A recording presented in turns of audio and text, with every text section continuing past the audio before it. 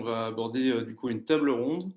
Donc pendant cette table ronde, on a les trois organisations qui ont développé, qui nous ont aidé à développer les deux outils que Clément vient de nous présenter. Donc parmi ces trois organisations, on a Datagir avec deux intervenants de l'association Bilan Carbone.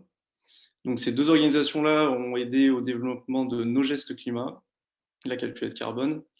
Et puis Mission Climat également, on a deux intervenants qui sont venus et qui ont développé donc, la version nationale et qui nous ont aidés à développer la version spécifique à l'école centrale. Du coup, je vous propose de vous présenter. On peut commencer par exemple par Pascal et Guillaume de Mission Climat, si vous voulez bien vous présenter les organisations.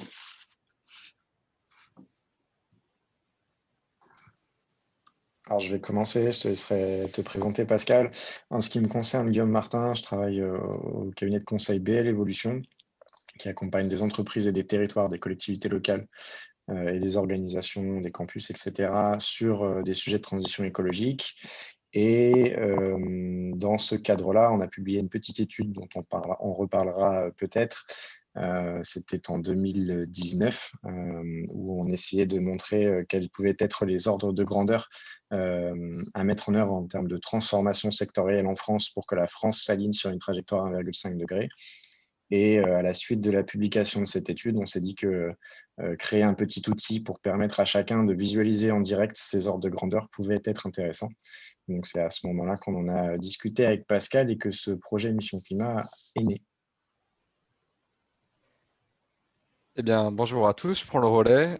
Déjà, grandes félicitations pour vos résultats. Ravi d'avoir vu tout ça et bravo pour votre travail. Je suis Pascal Besson, je suis aujourd'hui développeur freelance et donc l'année dernière avec Guillaume et d'autres contributeurs, on présentera ça tout à l'heure. On a développé Mission Climat et de nombreux autres projets, déclinaisons de Mission Climat depuis, qu'on vous présentera également tout à l'heure.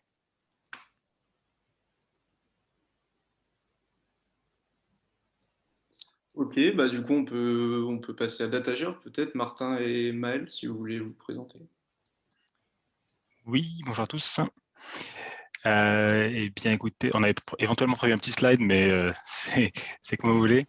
Vous pouvez vous présenter. Allez, je mets juste. Donc, effectivement, Datagir, donc c'est un. Psst, le temps que ça se lance, voilà. Datagir, c'est un service qui est créé entre l'ADEME, voilà. Moi, je suis intrapreneur à l'ADEME et l'incubateur de services publics beta.gouv, où travaille Maël, qui se présentera juste après. Et donc, notre objectif, c'est, on a deux offres. Un, d'accompagner des développeurs pour qu'ils fassent évoluer leurs services en leur apportant des modèles, des données, de l'expertise, donc toutes les données ouvertes de l'ADEME notamment. Donc c'est là que Yuka, Marmiton, etc. ont par exemple intégré toutes les données d'une base de l'ADEME. Et puis donc notre volet, c'est de créer des simulateurs, des outils qui sont facilement intégrables un peu par tout le monde pour que ça arrive sur différents sites web, que ça soit exposé au plus de monde possible, et aussi que ça soit repris, parce que tout ça c'est en open source, on y reviendra. Et donc vous voyez, on a sur différents secteurs, transport, alimentation, impact carbone. Voilà, si vous avez envie de traduire les 7928 tonnes d'équivalent CO2 en d'autres choses, on a un petit convertisseur qui permet de faire ça. Et puis donc, il y a nos gestes climat. Voilà, vous voyez un peu qui défile à l'écran, qui ressemble forcément beaucoup à ce qui vous a été présenté par Clément. Je sais pas mal si tu veux rajouter un mot. Ouais, salut tout le monde. Donc moi c'est Maël, je suis développeur donc, dans l'équipe Datagir. Je suis le développeur principal de Nogest Climat aujourd'hui et puis j'ai travaillé aussi sur le simulateur transport que vous voyez en bas à droite là sur la photo. J'ai fait la version 1, ça c'est la V2 qui est bien plus stylée. Et je suis ravi, comme le disait Pascal, de voir qu'une école du coup, se penche sur tous ces sujets et visiblement avec brio. Moi j'étais à l'école d'ingé il y a 10 ans et je crois qu'il n'y avait absolument rien de tout ça, vraiment rien. Voilà. Alors, bonjour tout le monde, je vais prendre le relais de Maël. Donc, du côté de l'association Bilan Carbone, je serai tout seul. Hein, donc, mon collègue Quentin Guignard vous prie de l'excuser. Donc, moi, je suis Benjamin Boisserie. Et donc, je travaille à l'association Bilan Carbone comme, on va dire, chargé de méthodologie. Et j'interviens sur à la fois des volets techniques, mais surtout dans ce qui nous concerne là, c'est la formation, la sensibilisation, l'acculturation un peu à la transition bas carbone, l'acculturation de tous. Et c'est maintenant un peu ce ce que souhaite faire l'association Bilan Carbone. Donc, pour faire un petit historique, l'ABC prend racine dans la création du bilan carbone en 2004 et depuis 2011 est devenue la structure qui porte la méthodologie du bilan carbone. Donc, la méthodologie qui a permis de vous présenter les premiers résultats sur le bilan carbone de l'école de Centrale Nantes. Voilà, donc on a toujours continué dans le développement méthodologique, mais voilà, depuis maintenant quelques années, notre modèle associatif a muté pour essayer de tendre à l'intérêt vers à la transition vers l'intérêt général, donc qui prend sous la forme du critère carbone une transition bas carbone. Voilà. Et merci. On peut peut-être revenir sur Mission Climat. Pascal, tu avais peut-être quelque chose à présenter sur l'organisation.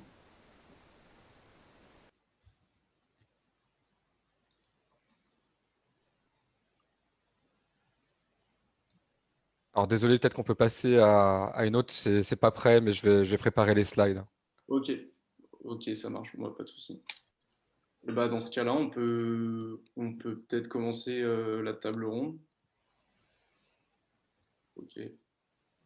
Ouais, du coup, je propose de poser une première question qui porte sur la jeunesse du projet, à savoir quelles étaient vos principales cibles lorsque vous avez commencé à développer ces outils et pourquoi avez-vous fait le choix de l'open source. Donc peut-être si l'association Bilan Carbone peut commencer à répondre. Donc sur la cible, comme je l'ai dit, maintenant, l'ABC essaie de transformer son modèle associatif au début porté seulement sur le développement technique d'une méthode vers l'intérêt général. Donc l'intérêt général, il se porte sur ce combat pour faire prendre conscience des enjeux et des chiffres clés du climat au plus grand nombre. Donc c'est pour ça qu'on a essayé maintenant d'avoir une cible citoyenne, une cible individuelle, donc portée par l'évaluation de l'empreinte carbone individuelle. Donc c'était ça. Et le but de l'open source, bien évidemment, c'est parce que toujours ce modèle associatif, l'intérêt de tous, fait que plus il y a d'émulation, plus il y a de partage, mieux sont compris les enjeux, plus les initiatives comme la vôtre qui vient de voir le jour se développent. Donc c'est vraiment exactement ce qu'on cherchait. L'open source, c'était la réponse adéquate à nos objectifs. Est-ce que, Martin, vous souhaitez compléter cette réponse? Votre micro est coupé. Ah, c'est mieux ça. Merci pour compléter. Donc, à l'ADEME, il y a désormais plus d'une centaine de jeux de données qui sont ouverts. Donc, l'open data, ça fait déjà plusieurs années qu'on commence à s'y faire, mais l'open source, c'est un peu plus récent. Et lorsqu'on s'est posé la question de ce nouveau calculateur, il y avait le coach carbone il y a 10 ans, je ne sais pas si certains connaissent, mais on a décidé de lui redonner vie avec Nogest Climat et ça n'a rien à voir, il est bien mieux. Le choix s'est naturellement fait de partir sur un outil open source, déjà parce qu'on travaille avec la DINUM, et c'est donc le beta.gouv, c'est dans l'ADN de la DINUM de créer des outils qui sont ouverts open source. Et puis surtout, ça permet de créer un outil qui peut être largement repris, qui permet plutôt que chacun refasse chacun son petit outil, qu'on dilue tous les efforts financiers ou humains, voilà, plutôt de tous mettre en commun tout ça et du coup d'avoir une efficacité bien plus grande en termes d'impact global, hein, notamment sur la réduction des émissions, d'accélérer un peu plus rapidement la transition écologique. Et du coup, c'est vraiment pour ça qu'on a fait le choix de l'open source. Et j'ajouterais juste un petit mot pour préciser que d'une, en fait, l'administration française a plus ou moins l'obligation de publier son code source quand il ne s'agit pas de choses qui sont, par exemple, très sensibles je sais pas, en termes de sécurité et tout ça. Donc là, on est clairement dans ce type d'objet où la publication est obligatoire. J'ajouterais aussi que, en fait, pour bosser sur les outils Nogest Climat, on se base notamment sur des travaux qui ont été faits à la DINUM depuis 2 ans. Donc, entre guillemets, on profite de 2 ans de 2 personnes ou 3 personnes qui ont bossé à plein temps pendant 2 ans. Donc ça, c'est vraiment très avantageux. Et finalement, aujourd'hui, par exemple, l'implication de Centrale Nantes dans Nogest Climat, elle aurait été compliquée à imaginer sans l'open source. Et donc ça, c'est clairement quelque chose qu'on avait prévu dès le début. L'idée que des gens puissent se saisir de ce qu'on a fait sans forcément nous poser la question et qu'on en discute a posteriori et qui me disent, ben voilà, on a fait ça, qu'est-ce que vous en pensez? Est-ce qu'on peut s'entraider? Et puis après, voilà, on essaie de mettre des choses en commun si c'est possible. Pour la petite anecdote, je vais compléter très vite. Nogest Climat est lui-même repris d'un outil d'évaluation d'empreinte carbone individuelle qui s'appelait Micmac, qui était porté par les associations TACA et Avenir Climatique. Donc on voit bien que cette émulation, peut-être Guillaume, si tu voudras présenter l'association, mais en tout cas cette émulation, cette open source, ça favorise la prise d'initiative et l'appropriation des enjeux, des chiffres clés, voilà, par le plus grand nombre. Il y a pas photo.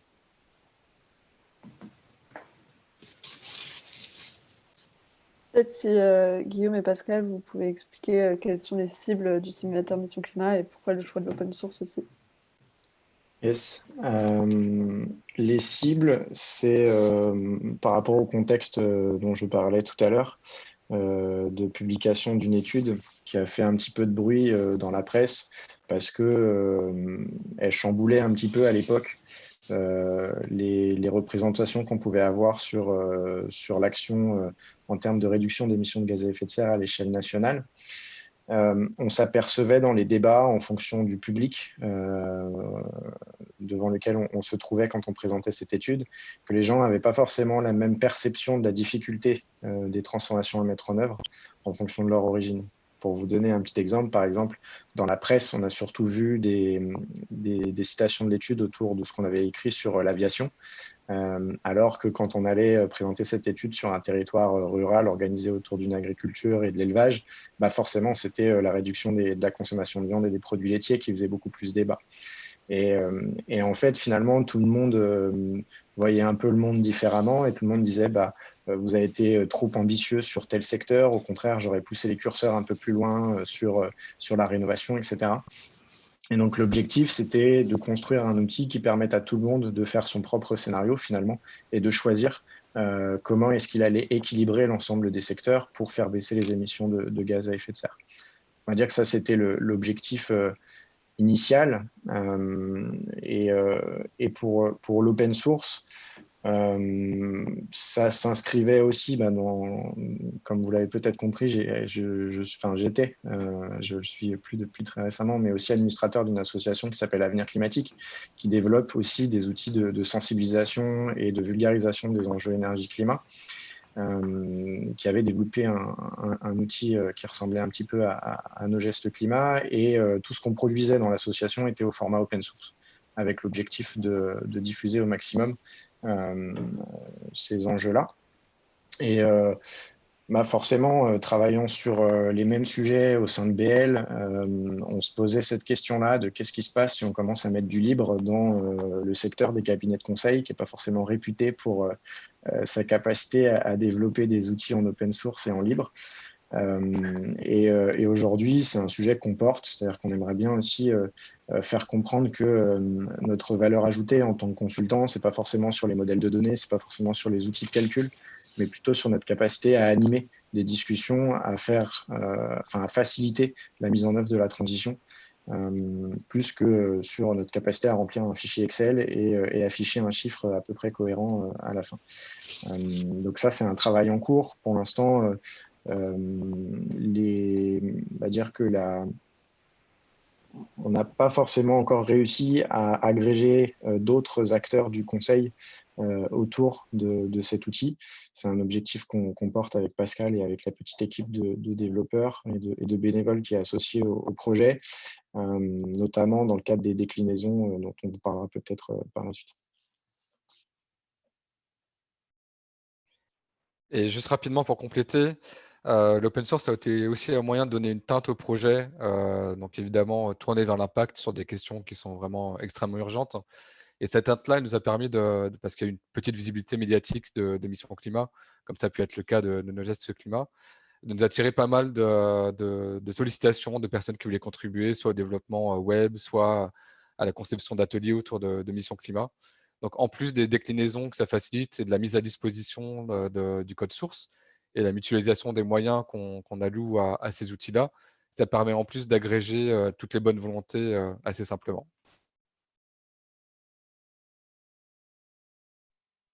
Ok. Du coup, on va aborder un aspect, plutôt l'aspect méthodologique. Donc, on avait une question sur les méthodes et les ressources. Donc, sur quelles méthodes et ressources en fait sont basés les modèles de calcul. On peut commencer avec ABC par exemple, si vous avez des réponses là-dessus.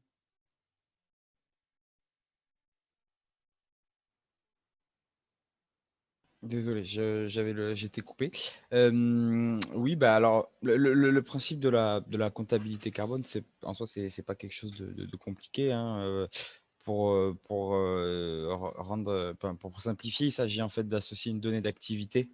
Une donnée d'activité, c'est quoi? C'est des kilomètres parcourus, des kilowattheures consommés, des kilos de viande ou des plats, voilà, des plats ingurgités. Et il faut associer ça à un facteur d'émission. Donc, le facteur d'émission, c'est quoi? C'est ce qui traduit en fait cette donnée en quantité de gaz à effet de serre.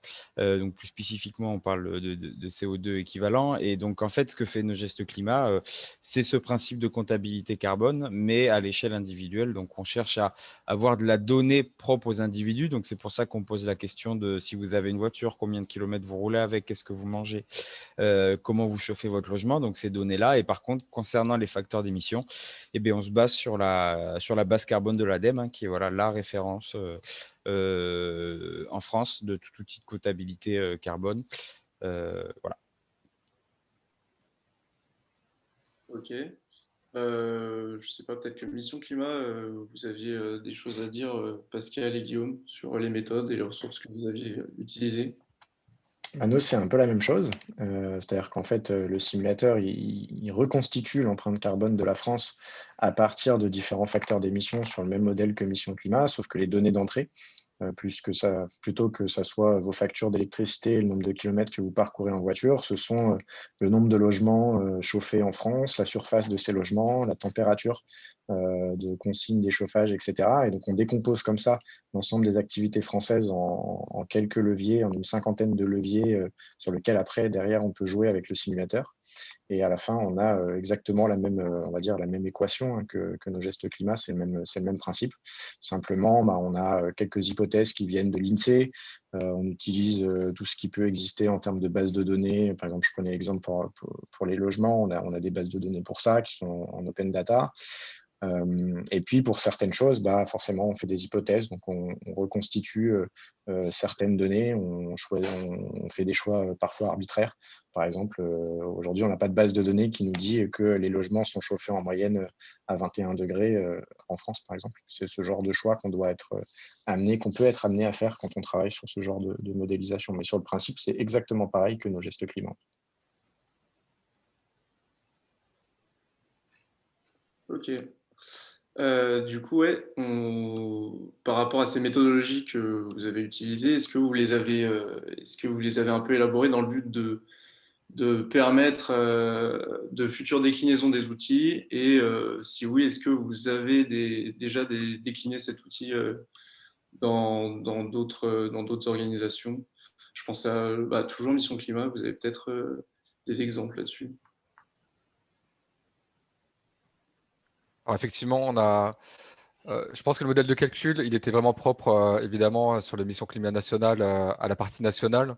Et on a fait des déclinaisons plus récentes au niveau local, donc à l'échelle de communautés de communes, via BL Evolution. C'est BL Evolution et Guillaume qui ont réalisé ces modèles de calcul-là pour accompagner ces communautés de communes dans la réalisation de leur PCAET. Le PCAET, c'est le plan climat, air, énergie territoriale.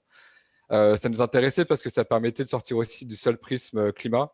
Et c'est évidemment un sujet extrêmement important, mais il ne faut pas oublier les autres. surtout quand c'est des sujets qui, quand on en a des politiques de sobriété, par exemple, permettent d'avoir des co-bénéfices extrêmement importants à valoriser sur la qualité de l'air, sur notre dépendance énergétique, etc., etc. Donc, effectivement, on a fait une première déclinaison pour un territoire parisien. Puis là, BL, peut-être que Guillaume, tu souhaiterais en parler, réalise une déclinaison pour un territoire autour de Lyon, avec une approche qui devrait permettre aussi d'avoir une concertation assez élargie aux acteurs locaux, à la population. Pour compléter très rapidement, en fait, le modèle national, il était. Donc, nous, on a essayé de le détailler le plus possible pour qu'il soit compréhensible pour quelqu'un qui irait sur le site, téléchargerait le modèle et aurait envie de le creuser. D'ailleurs, on a eu depuis plusieurs contributeurs et contributrices qui nous ont fait des propositions de modification de calcul pour ajouter, par exemple, certaines modélisations où on n'était pas allé très finement ou certains leviers qui leur paraissaient intéressants de mettre en avant. Pour autant, ça reste un outil qui est quand même assez austère. Honnêtement, c'est un gros fichier Excel avec des milliers de lignes de calcul. Si vous n'êtes pas passionné par ce genre d'exercice, je pense que le coût d'entrée dans le fichier est quand même assez important. Mais bon, c'était important pour nous que ça soit lisible et compréhensible pour tout le monde à partir du moment où on le partageait en ligne et en open source. Sur la déclinaison territoriale dont parle Pascal, on est allé encore plus loin dans le sens où on avait aussi comme objectif que l'outil puisse être répliqué assez rapidement d'un territoire à un autre. On a encore très certainement des progrès à faire et mon objectif à terme, c'est qu'on puisse aussi faire le lien avec les observatoires sur les territoires, parce qu'il y a tout un tas d'associations, d'observatoires qui font remonter de la donnée climat, air, énergie à l'échelle territoriale. Et aujourd'hui, en gros, il y a beaucoup d'argent public qui est donné à des entreprises comme BL Evolution pour télécharger ces données sur le site de l'observatoire, les mettre dans un fichier Excel, faire des graphiques et après animer un débat sur la transition écologique sur les territoires. Alors que finalement, comme je disais tout à l'heure, ce qui est important dans tout ça, c'est quand même plus le débat que la construction du fichier Excel. Mais on en est encore loin de pouvoir tout avoir en open source et tout lier avec des outils qui font les choses simplement. Mission Climat est peut-être une première brique dans tout ça. Et donc aujourd'hui, le modèle de calcul, on l'a simplifié encore plus pour que, en fait, à partir d'un simple formulaire avec quelques dizaines de lignes, quelques dizaines de cases à remplir sur, par exemple, la taille du territoire, le nombre d'habitants, le nombre de logements sur le territoire, etc., un territoire puisse faire sa déclinaison et avoir son mission climat pour animer sa démarche en local. Ok, peut-être sur cette question, on peut faire intervenir les intervenants de Datagir. Je ne sais pas si Maël et Martin, vous avez quelque chose à dire sur cette question-là, sur cet aspect-là. Ouais, peut-être. Ouais, techniquement, en fait, nous, ce qu'on a fait, c'est qu'on a séparé le projet en deux briques. Donc, il y a la brique d'interface utilisateur, donc c'est du web. Et puis, il y a la brique modèle de données. Et donc là, c'est vraiment, du coup, c'est un peu ce qui était évoqué là juste à l'instant, ce tableur, en fait. Et donc, nous, c'est mis sur GitHub, donc la plateforme de développement GitHub. Je ne sais pas si je peux partager mon écran, mais dans ce cas, je vais vous montrer ça 30 secondes. Ouais, vous pouvez. Voilà, donc vous me dites quand vous voyez quelque chose. On voit. Ça marche, donc ça c'est GitHub, et donc là on est sur le dépôt du modèle de données. Donc dans le dossier data, il y a plusieurs fichiers différents. Et si je vais par exemple sur le fichier transport, j'aurai en fait ici toutes les règles qui constituent le modèle de calcul. Donc voilà, ça commence à s'ajouter un peu. Là on en est à 700 lignes. Et puis par exemple ici je peux vous montrer tout simplement la ligne en fait qui définit le facteur d'émission des deux roues thermiques. Donc scooter, moto, 200, je ne me rappelle plus, centimètres cubes, et puis supérieur à 250. Et donc en fait pour modifier ça, c'est tout bête, il suffit de cliquer sur le crayon, changer quelque chose, et puis ensuite valider les changements en disant par exemple j'ai fait cette modification, et ça nous produit en fait une version de ce site web, donc Nogest Climat, qui est conforme à ce nouveau modèle, à une autre URL qui peut ensuite être partagée et puis soumise à discussion. On peut voir là d'ailleurs que du coup, il y a Guillaume qui est là, qui a modifié ce fichier. Il y a Benjamin et puis il y a Martin, donc c'est parfait. tout le monde est là. Donc, et on a eu d'autres modifications sur d'autres fichiers aussi, autres que le transport. Et on espère attirer des modifications aussi sur la partie action, donc qui concerne justement après le bilan, comment en fait on atteint les objectifs climat, ou en tout cas on fait mieux avec des actions précises, par exemple changer la chaudière au fioul et passer à une pompe à chaleur. C'est super que vous parliez de l'aspect un petit peu technique, parce que maintenant, on va se concentrer vraiment sur cet aspect-là. Et du coup, peut-être je vais m'adresser plus à Maël et Pascal sur l'aspect développement. Nous, on voulait savoir, selon vous, quels étaient les points forts de vos simulateurs.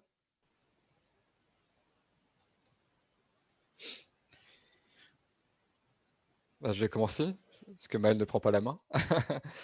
De notre côté, ça a été fait de manière très, très rapide. Donc, en vérité, on a dû avoir 2-3 réunions en amont avec Guillaume. Les specs, elles se sont faites sur un coin de table et on a eu à peu près 2-3 semaines pour le développer. Donc, malgré ça, je trouve qu'on s'en sort de manière assez honorable, même s'il y a beaucoup de choses à redire. Mais les échos qu'on a eus depuis la sortie, c'est une interface graphique du simulateur qui était assez chouette, où on a vraiment 2 volets qui sont bien identifiables, tous les paramètres qui sont visibles. Du coup, ça fonctionne bien et les gens passent du temps sur le simulateur quand ça les intéresse. Sur les points faibles, on y arrive de manière un peu abrupte. Il y aurait sûrement besoin d'un petit onboarding pour expliquer un peu le contexte avant d'arriver dans cette page avec une trentaine de curseurs, des graphiques à droite, à gauche, etc. Donc voilà, pour dire les choses de manière extrêmement rapide. Une des choses qui a été aussi assez déterminante, qui a été un choix un peu contraint par le temps de développement qu'on avait, c'était de passer par des feuilles, des Google Sheets pour faire le modèle de calcul. Parce qu'on n'avait évidemment pas le temps de traduire les fichiers Excel de Guillaume qui sont extrêmement denses dans du Python ou autre chose. Et du coup, ce choix qui a été fait un peu contraint par le temps, finalement, nous permet aujourd'hui de faire des déclinaisons territoriales ou autres très simples à partir du moment où on a le fichier Excel, ce qui a pu être le cas avec votre école également. Maël, à toi. Je réfléchissais trop fort pour trouver les points forts. J'ai pas pris la parole. Non, je rigole. Je pense que l'une des clés du succès de nos gestes climat, enfin un succès relatif qui va s'améliorer pour l'instant, c'est l'interface qui est assez simple, en fait, une interface web accessible sur un téléphone, comme sur un ordinateur dans le navigateur, et qui se fait en fait question par question. Ça, c'est un principe de design qui est plus courant maintenant qu'avant. Avant, on avait tendance à noyer un peu l'utilisateur dans un gros formulaire. Et donc nous, on prend plutôt le parti de poser une question à la suite d'une autre pour que la personne puisse se concentrer sur une question et y répondre tout simplement. Voilà. Après, c'est clair que Mission Climat, c'est plus un dashboard en fait. Donc c'est un peu différent parce que justement, on veut pouvoir toucher à plusieurs curseurs en même temps. Donc là, l'aspect point par point est beaucoup plus compliqué, voire pas désirable. Mais dans nos gestes climat, on a une série de trentaine de questions, ou peut-être plus. Donc voilà, c'est plus simple de se concentrer sur chaque question. Et donc on essaie de rendre l'interface un peu interactive, un peu moderne. Et d'ailleurs, il y a une version 2 qui arrive bientôt. Voilà. Et juste pour compléter, tu fais le modeste, mais on a eu quand même pas mal de retours très positifs, parce qu'on a eu beaucoup de retours directement sur GitHub, donc plein de gens qui saluent justement le côté très user-friendly, et il y a quand même 130 000 simulations qui ont été faites sur nos gestes climat depuis son lancement. Et ouais, 500 retours, je crois, ou plus de 500 retours qui ont été faits. Plus de 500, ouais. Ok, du coup, moi j'aurais une question sur la diffusion de ces outils. Comment vous avez imaginé leur diffusion et est-ce que vous pensez qu'un accompagnement serait nécessaire pour la prise en main de chacun de ces outils? On peut commencer peut-être avec Datagir, Martin, Ou Maël, si vous avez... Ouais, alors, sur la diffusion, on l'a dit tout à l'heure un petit peu, donc c'est un iframe, donc déjà il peut être intégré sur n'importe quel site qu'il souhaite. On voit que c'est le cas dans des grands groupes qu'on n'avait d'ailleurs pas directement contactés, qui le diffusent en interne, ou après sur tout un tas de sites qui l'intègrent. Nous, on fait un travail pour présenter nos gestes climat et que ça se diffuse le plus largement possible. Il y a plein de groupes qui l'utilisent dans de la RSE. En fait, ils veulent sensibiliser leurs salariés, et donc ils s'en servent pour ça. Donc, on le fait connaître dans ce sens-là.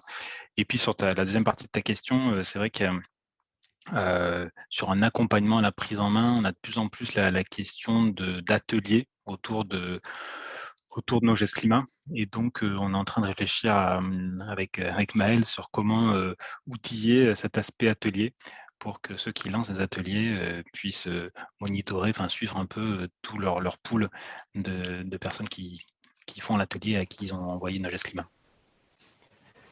Rapidement sur cette idée-là, en fait, l'idée c'est qu'on puisse tous se connecter à un lien et qu'on soit dans une espèce de salon et qu'on voit en temps réel en fait l'influence des réponses des autres sur une moyenne ou sur des statistiques en fait au niveau du groupe. On va expérimenter ces fonctionnalités. Peut-être Benjamin, après tu voulais compléter sur un deuxième aspect. Parce que côté ABC, il y a aussi un accompagnement à la diffusion. Oui, sur l'accompagnement à la diffusion, alors sur le fait qu'il y a besoin d'un accompagnement, pas forcément sur la prise en main de l'outil, non, je pense que comme vous l'avez dit, son côté extrêmement simple et user-friendly lui permet de s'auto-porter. Par contre, oui, après sur la diffusion, je pense que ça passera aussi par un développement plus poussé on va dire du passage à l'action, parce que toujours j'aimerais rappeler que l'essentiel de la comptabilité carbone, c'est surtout de réussir à mettre en place des actions. Donc voilà, maintenant il y a aussi un intérêt pour essayer de faire en sorte que, en fonction, et c'est ce qu'avait dit Guillaume, que lors du rapport, qu'on parle à des citadins ou qu'on parle à des ruraux, il y a une interprétation différente. Donc ça pose la question des profils des utilisateurs, comment réussir à leur proposer des actions qui sont pertinentes vis-à-vis de ce qu'ils répondent. Donc c'est-à-dire qu'évidemment, on va pas, je caricature, mais on va pas proposer de faire du covoiturage si on n'a pas de voiture, si on domicile travail si on n'a pas de voiture. Enfin voilà, il y a cette notion-là, et en effet réussir à avoir aussi peut-être au-delà du fait qu'on puisse animer donc un développement technique pour savoir comment on peut animer un atelier autour de nos gestes climat, mais aussi avoir du contenu de formation, de sensibilisation, voilà, des notions clés à mettre en avant.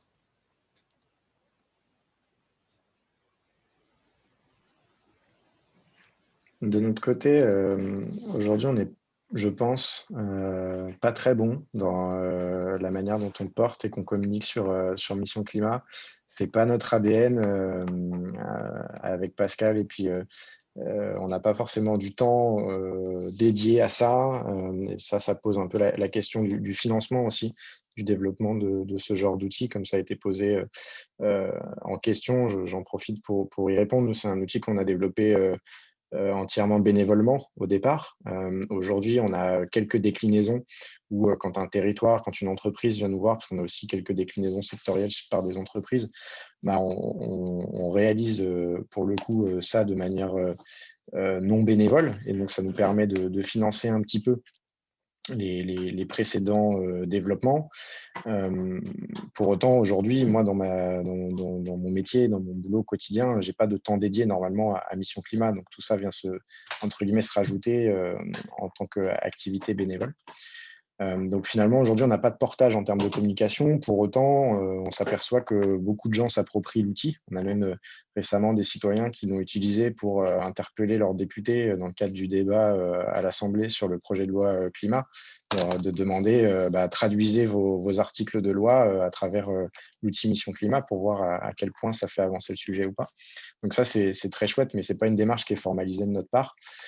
En ce moment, on a surtout un petit peu d'énergie avec quelques bénévoles qui travaillent sur l'animation d'ateliers. comme c'était évoqué par nos gestes climat. Au travers de la dernière déclinaison qu'on a faite pour une communauté de communes, on a ajouté, pour le coup, enfin, c'est BL qui a financé ce développement-là, mais on a ajouté un petit module qui va permettre aux participants d'un atelier d'agréger l'ensemble de leurs scénarios.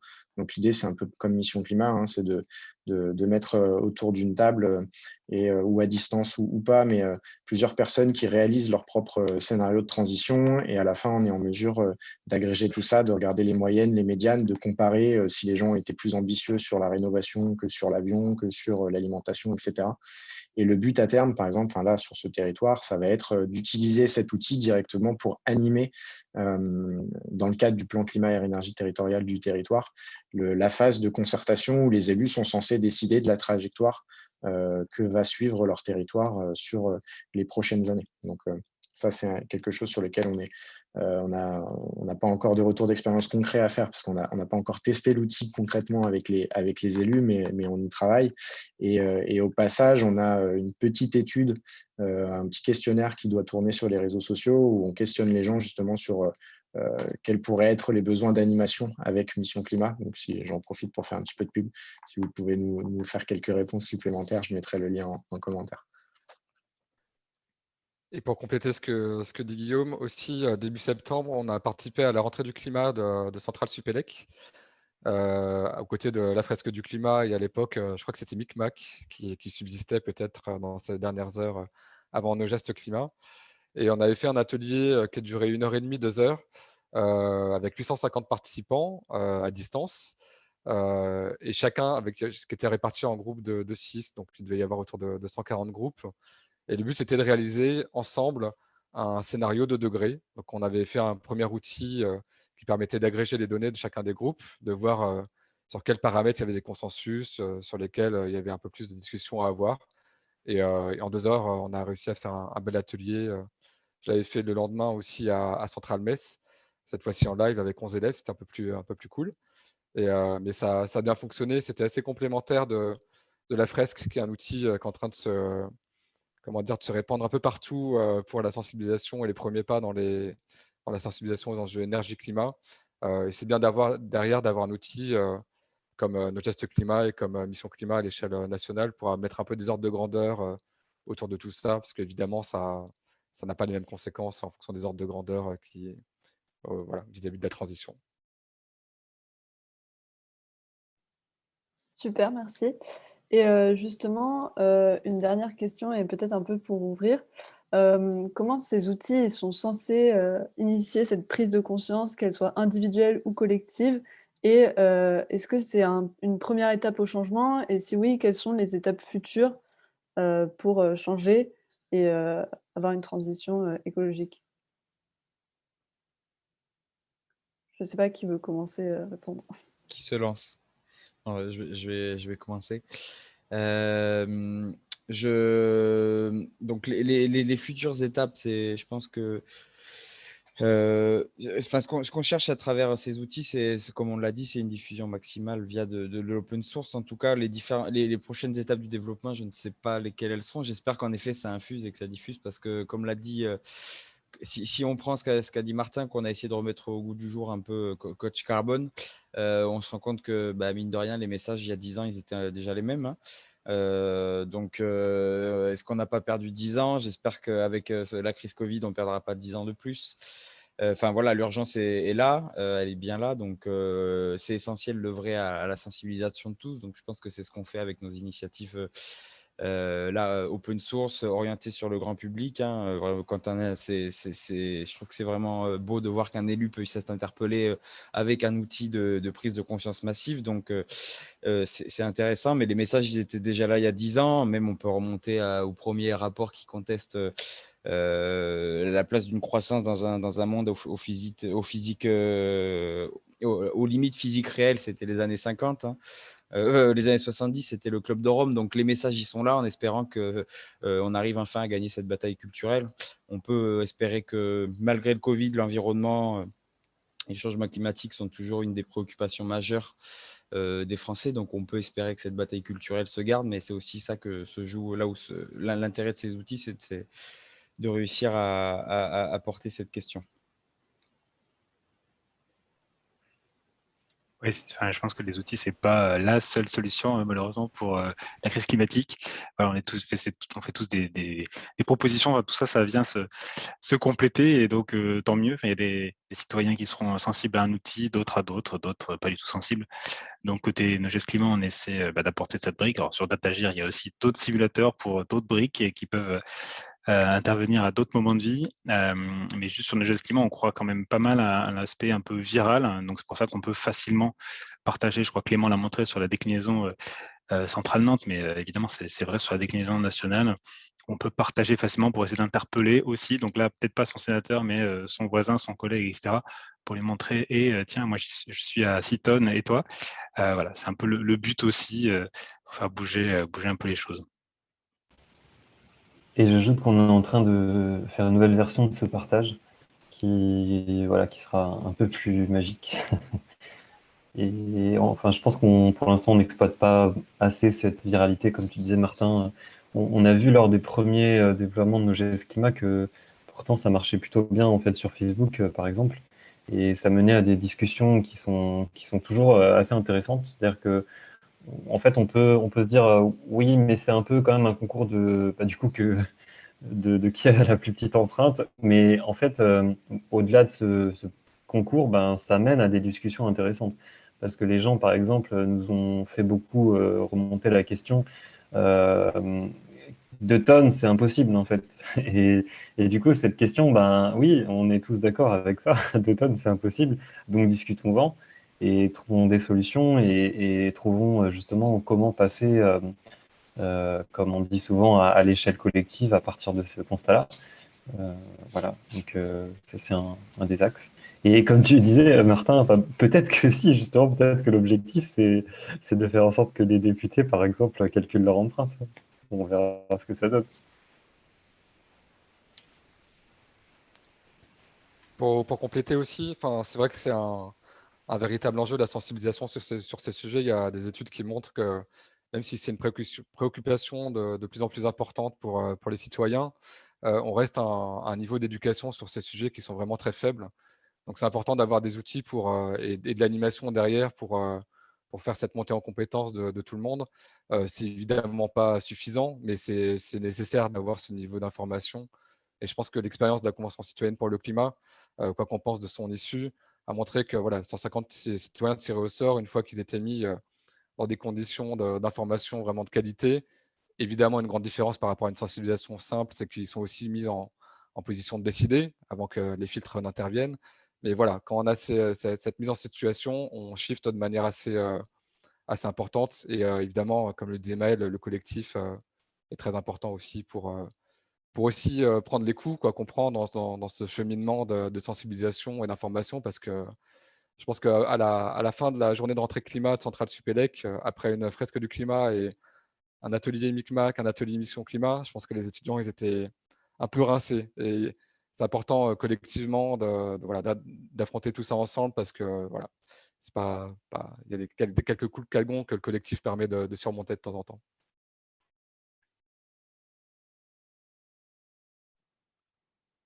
Ok, merci beaucoup pour ces réponses. Et puis, merci d'avoir pris un peu de temps pour participer à cet événement de clôture et de nous avoir aidé aussi dans le développement des outils Mission Climat et Node.js Climat.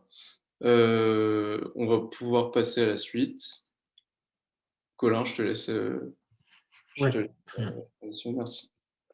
Merci beaucoup, encore une fois, d'être venu à cet événement de clôture et nous avoir aidé cette année à développer nos outils. Donc, on va passer à toute autre chose. Je vais laisser la parole à Thomas Soulard qui va nous présenter l'initiative Labo 1.5. Donc, c'est une initiative sur la réduction des émissions de gaz à effet de serre dans les laboratoires de recherche.